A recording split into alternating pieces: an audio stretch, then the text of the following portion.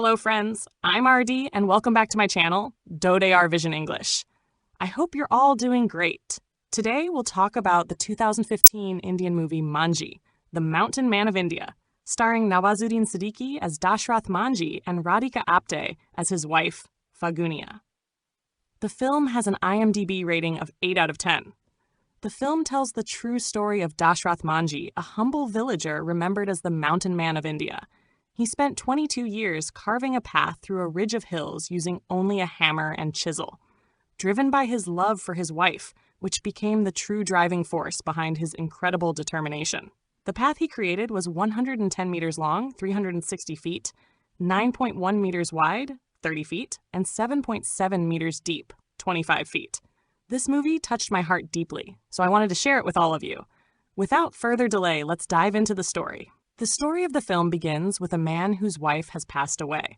Standing on a mountain, he speaks to it, saying, "You are so big. You are so proud. You are so strong. Oh, the illusion of it all. Look how firm your pride is."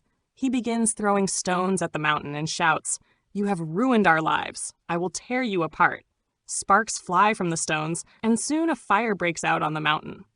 This man is Dashrath Manjhi. Early one morning, he leaves his house. His father asks where he is going, but Dashrath gives no reply. He walks toward the mountain and begins striking it with a hammer. The mountain is enormous, yet Dashrath continues to break it with sheer determination. The story then shifts back to Dashrath's childhood.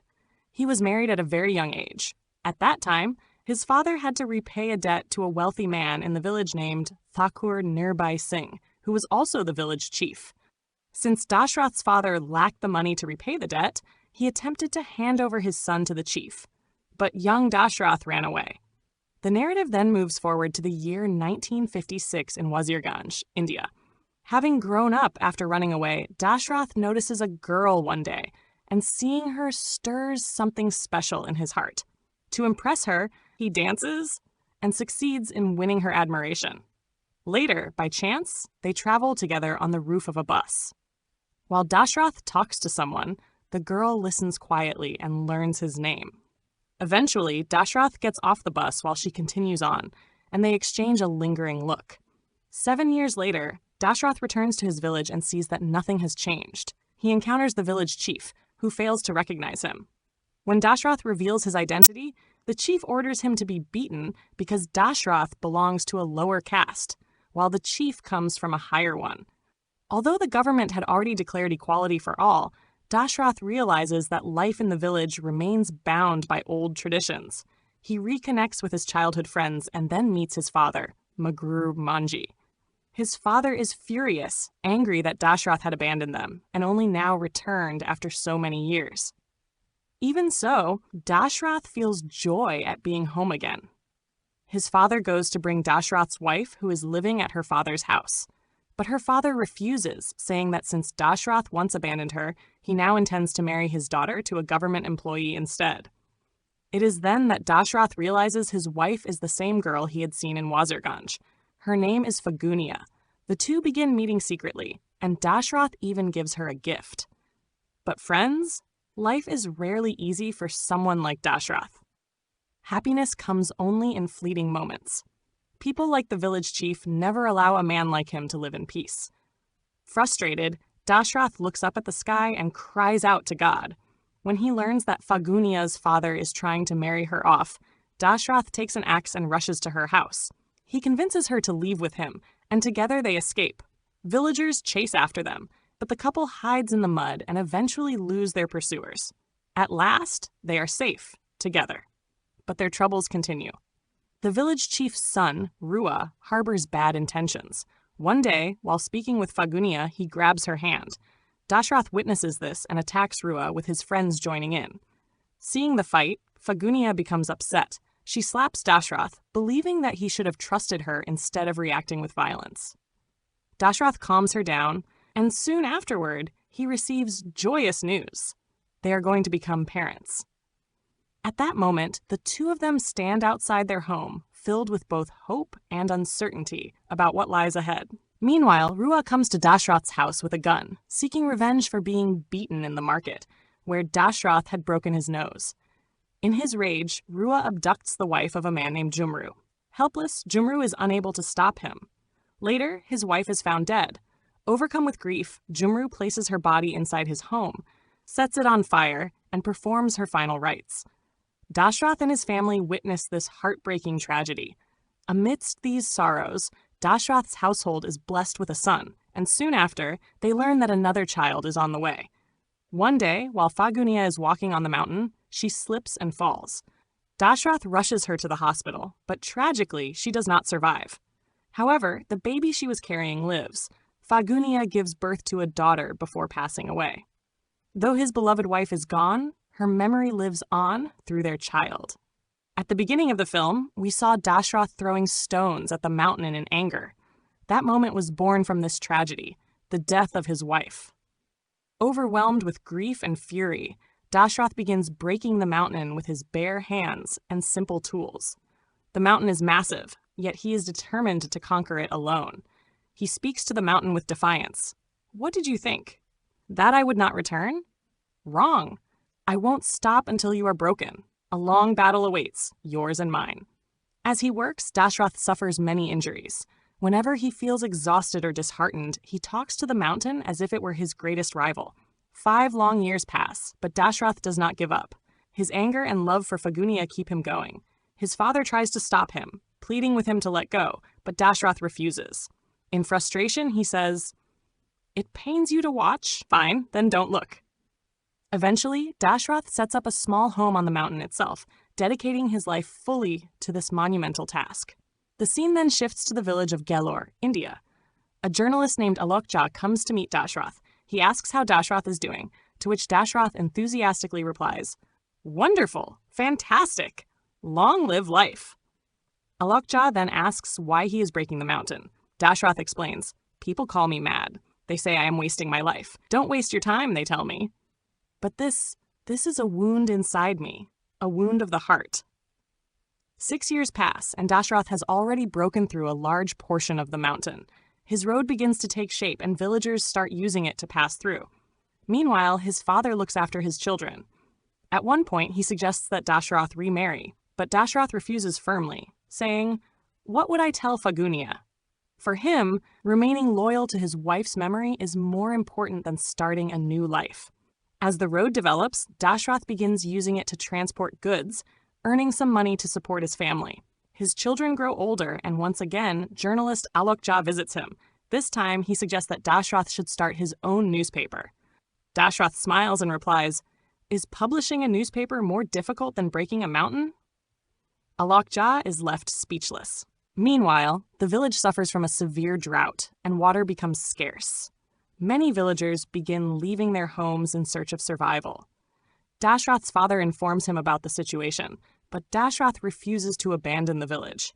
Instead, he gives his father some money and tells him not to trouble the children. Dashrath's dream is to carve a road through the mountain, connecting the village to the city, because until now, the villagers have been forced to take a long detour around it. While working, Dashrath becomes unbearably thirsty, but there is no water. In desperation, he climbs into a dry well. So parched, he even licks the earth inside. He covers the well's opening and spends the night there. Alone in the darkness, Dashrath speaks to the mountain as though he were speaking to his late wife. One night, while running along the mountain, he slips and falls inside a deep crevice. Knocked unconscious, he later awakens to find water trickling within the rocks. He drinks gratefully and discovers some edible leaves, which sustain him. Through it all, he spends his lonely hours thinking of Fagunia, drawing strength from her memory. One day, while working on the mountain, a snake bites Dashrath's big toe. Without hesitation, he ties it tightly with cloth, places a chisel on his toe, and strikes it with a hammer, cutting off his own toe to save himself from the venom. The pain overwhelms him, and he loses consciousness once again. In his dream, he sees his beloved wife. When he wakes, he finds it raining in Gelor. The parched land turns green again, and the villagers return, now traveling along the very road Dashrath has carved through the mountain. 9 years have passed, and Dashrath has broken down an enormous portion of the mountain.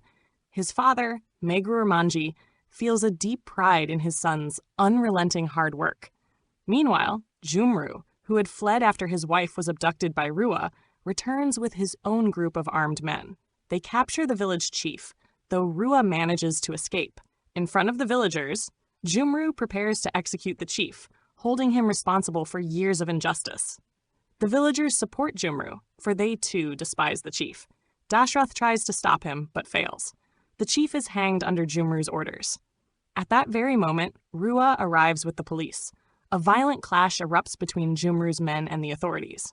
Bullets rain down. In the crossfire, Jumru is killed, and Dashrath's father also loses his life, because bullets do not distinguish between the guilty and the innocent. Heartbroken, Dashrath performs the final rites for his father, along with those for the others who died. Soon after, journalist Alok Jha visits Dashrath once again. This time, Dashrath greets him with anger and frustration, but when Alok tells him that he has launched his own newspaper, Dashrath listens carefully. Alok explains that the paper is called Naya Savera, New Dawn. Hearing this, Dashrath's mood softens, and for the first time in a long while, he smiles. Alok Jha captures that moment in a photograph. Dashrath, the mountain man, smiling despite his struggles. Dashrath attends a rally led by Indira Gandhi, the third Prime Minister of India, determined to speak with her about building a road to his village. Journalist Alok Jha introduces Dashrath to her, explaining that he has been carving through the mountain for 12 years, all for the welfare of his people. Dashrath humbly requests her support in constructing a proper road, and she takes a photograph with him. One day, while working on the mountain, Rua visits Dashrath. He shows him the newspaper featuring that very photograph, which calls Dashrath the mountain man. Pretending to support him, Rua promises to secure government funding for the project. He takes Dashrath to a government office where paperwork is completed, including Dashrath's thumbprint. But after Dashrath leaves, the official informs Rua that 2.5 million rupees have been sanctioned, revealing that Rua is exploiting Dashrath's struggle for his own selfish gain. Meanwhile, Dashrath's daughter falls in love with a young man, and they wish to marry. At first, the boy's father refuses, but Dashrath convinces him, and the marriage takes place. It is now 1975. 15 years have passed.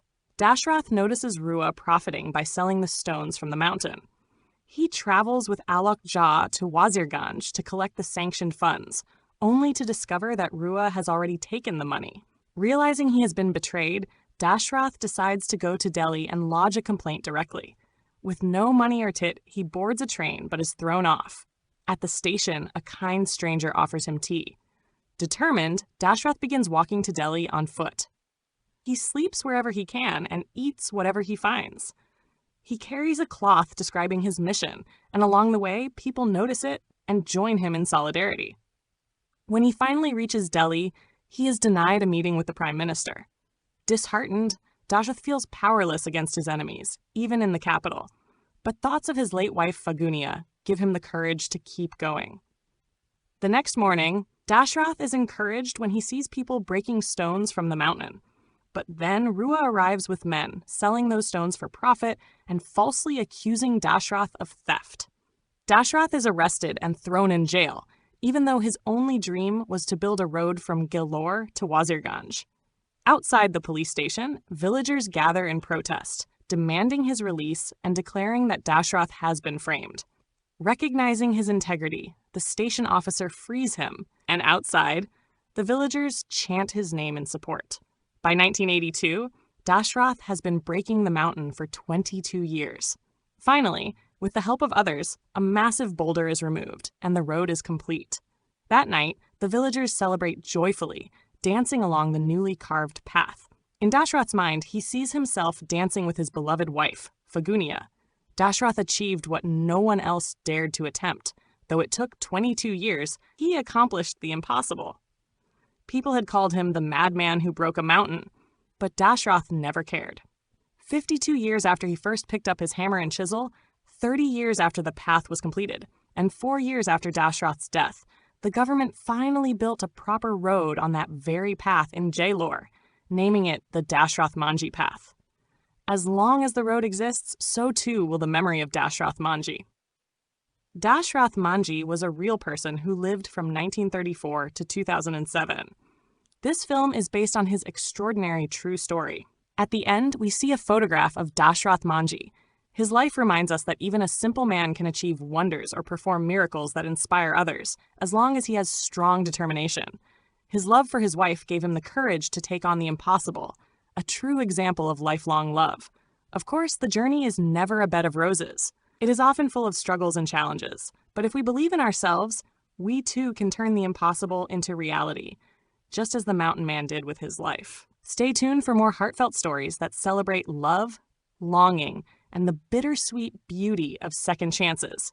If today's story touched your heart, don't forget to like the video and subscribe to the channel.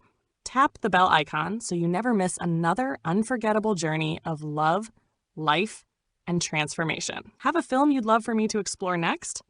Drop its name and country in the comments. I genuinely enjoy reading your suggestions. Thank you for watching. Until next time, I'll see you with another story that speaks straight to the soul.